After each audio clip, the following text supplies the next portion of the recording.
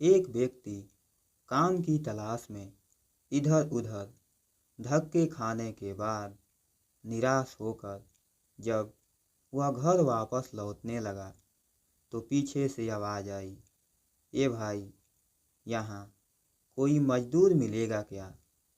उसने पीछे मुड़कर देखा तो पाया कि एक झुकी हुई कमर वाला बूढ़ा 3 गठरियाँ उठाए हुए खड़ा है। उसने कहा, हाँ, बोलो क्या काम है? मैं ही मजदूरी कर लूँगा। मुझे रामगढ़ जाना है। 2 गठरियाँ मैं उठा लूँगा, पर मेरी तीसरी गठरी भारी है। इस गठरी को तुम रामगढ़ पहुँचा दो। मैं तुम्हें 2 रुपये दूँगा। बोलो, काम मंजूर है? ठीक है, चलो, आप बुजुर्ग हैं, आपकी इतनी मदद करना तो यूं भी मैं अपना फर्ज समझता हूँ।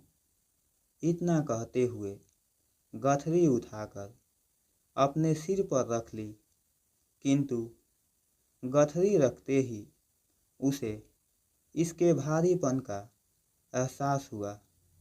उसने बूढ़े से कहा, ये गठरी तो काफ़ी भारी लगती है। हाँ, इसमें 1-1 रुपये के सिक्के हैं। बूढ़े ने लगभग फुसफुसाते हुए कहा। उसने सुना तो सोचा, होंगे, मुझे क्या, मुझे तो अपनी मजदूरी से मतलब है। ये सिक्के भला कितने दिन चलेंगे? तभी उसने देखा कि बूढ़ा उस पर नज़र रखे हुए है। उसने सोचा कि ये बूढ़ा जरूर ये सोच रहा होगा, कहीं ये भाग तो नहीं जाएगा।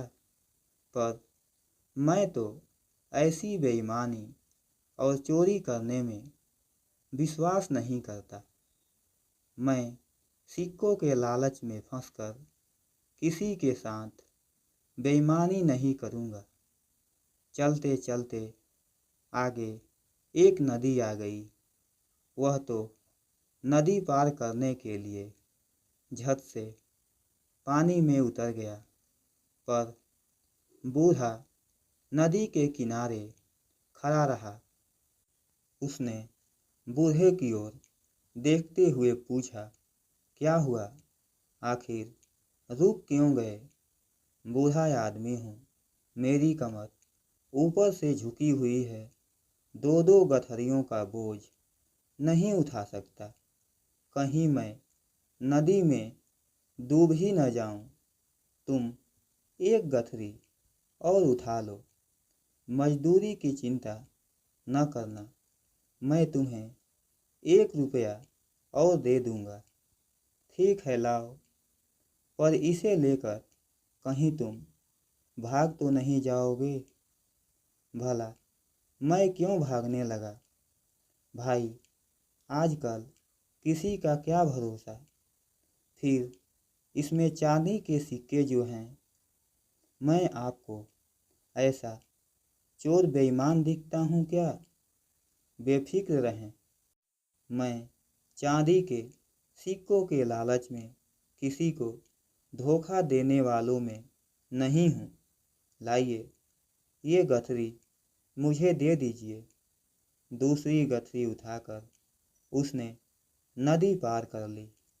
चांदी के सिक्कों का लालच भी उसे दिगा नहीं पाया। थोड़ी दूर आगे चलने के बाद सामने पहाड़ी आ गई। वह धीरे धीरे पहाड़ी पर चढ़ने लगा, पर बूढ़ा अभी तक नीचे ही रुका हुआ था। उसने कहा, आइए ना, फिर से रुक क्यों गए? बूढ़ा आदमी हूँ, ठीक से चल तो पाता नहीं हूँ। ऊपर से कमर पर 1 गठरी का बोझ और उसके भी ऊपर पहाड़ की दुर्गम चढ़ाई। तो लाइए, ये गठरी भी मुझे दे दीजिए।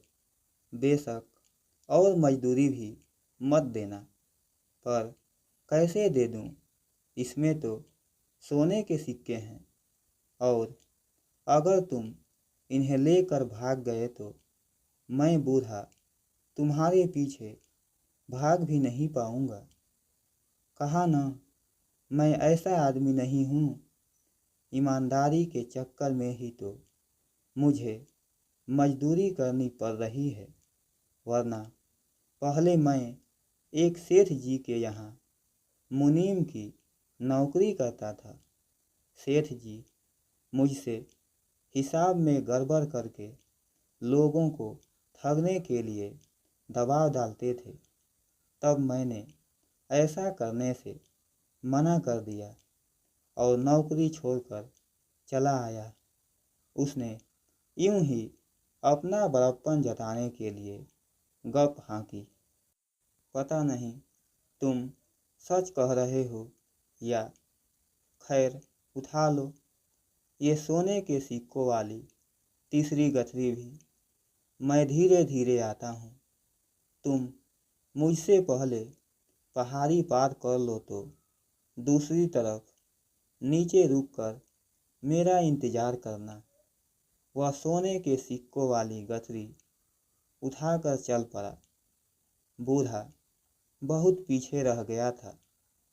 उसके दिमाग में आया, अगर मैं भाग जाऊं तो ये बूढ़ा तो मुझे पकड़ नहीं सकता और मैं एक ही झटके में माला माल हो जाऊंगा। मेरी पत्नी जो मुझे रोज कोसती रहती है, कितना खुश हो जाएगी। इतनी आसानी से मिलने वाली दौलत ठुकराना भी बेवकूफ़ी है। एक ही झटके में धनवान हो जाऊंगा। पैसा होगा तो इज्जत, ऐश, आराम सब कुछ मिलेगा मुझे। उसके दिल में लालच आ गया और बिना पीछे देखे भाग खड़ा हुआ। तीन तीन भारी गठरियों का बोझ उठाए भागते भागते उसकी सांस फूल गई। घर पहुंचकर उसने गठरियाँ खोल कर देखी तो अपना सिर पीट कर रह गया। गठरियों में सिक्कों जैसे बने हुए मिट्टी के ढेले ही थे। वह सोच में पड़ गया कि बूढ़े को इस तरह का नाटक करने की जरूरत ही क्या थी। तभी उसकी पत्नी को मिट्टी के सिक्कों के ढेर में से एक कागज मिला, जिस पर लिखा था, यह नाटक इस राज्य के खजाने की सुरक्षा के लिए ईमानदार सुरक्षा मंत्री खोजने के लिए किया गया। परीक्षा लेने वाला बूढ़ा और कोई नहीं, स्वयं महाराज ही थे। अगर तुम भाग न निकलते तो तुम्हें मंत्री पद और मान सम्मान सब कुछ मिलता, पर तुम भी वैसे ही निकले। मेरे प्यारे दोस्तों, इस कहानी से हमें क्या सीख मिलती है, आप अपनी राय कमेंट बॉक्स में दे सकते हैं।